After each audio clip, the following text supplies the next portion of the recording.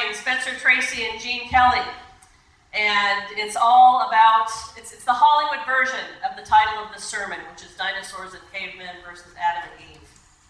Inherit the Wind was all about the famous Scopes monkey trial in Tennessee in 1925, in which public school teacher John Scopes was convicted of teaching Darwin's theory of evolution after a law had been passed in Tennessee, which forbade the teaching of anything except creationism, which is the belief that our world and humanity were created by God in the image of God in 6 24-hour days. Here we are today, nearly 100 years later, and the debate still rages on, especially in our public schools, at least here in the U.S. We now have the Creation Museum in Petersburg, Kentucky, at a cost of $27 million to build. It specifically markets itself to families with children. And its mission is to teach its visitors about what is called young earth creationism. And young earth creationism is the theory that says that the inerrant truth of the Bible teaches us that God created the world and everything in it, including Adam and Eve, in 6 24-hour days, and that the earth is approximately 6,000 years old. I think I might have casserole mixes in the cupboard that are over the table. We can choose to read and understand the Bible literally. If it says God made everything in 6 days and rested on the seventh, then that's the way it happened, period. If Eve sinned by giving in to temptation, offered by that evil little snake, and a little later on in the creation stories, then all women are forever condemned by her choice to disobey God. Or we can make a different choice, which is to understand that these two accounts of creation in Genesis are really myths.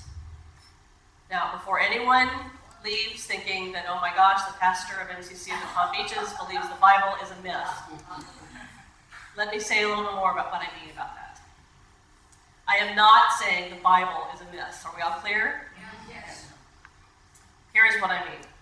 In our world today, in the way we use language, the word myth is a dismissive term. We use it to dismiss the importance of something.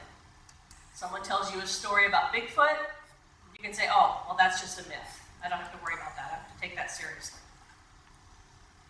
It's an old wives' tale if something is a myth. Don't worry about it. But in the study of religion, the word myth means something very, very different. In religion, a myth is something to take very seriously. Because a myth is a metaphorical story about the relationship between our world and what is sacred, about our lives and about what is holy. Now, if we consider the Bible in this different way, then the beautiful thing is that we don't have to be afraid that if what Genesis says isn't literally true, then that means nothing in the Bible is true. And that's the problem with literalism in the Bible. It props the whole Bible up on toothpicks. And if one toothpick falters, the whole thing falls. Where's the faith in that?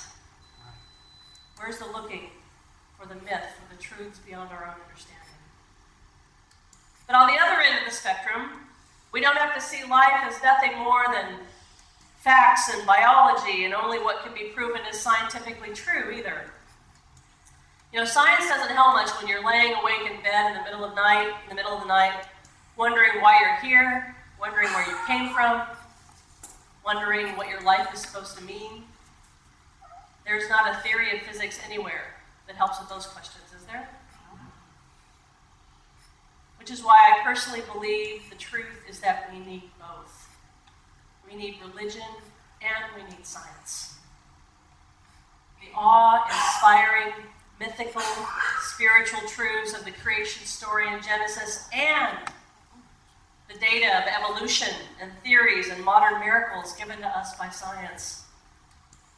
You know, there's something called the Templeton Foundation, which awards large cash prizes to writers and preachers in the areas of science and religion. And it was founded by Sir John Templeton, who supports what he calls humility theology. Isn't that sound like a wonderful concept these days? Humility theology, which he says is theology that sees that both scientists and religious believers need to recognize the limits in their way of knowing and leave room for one another.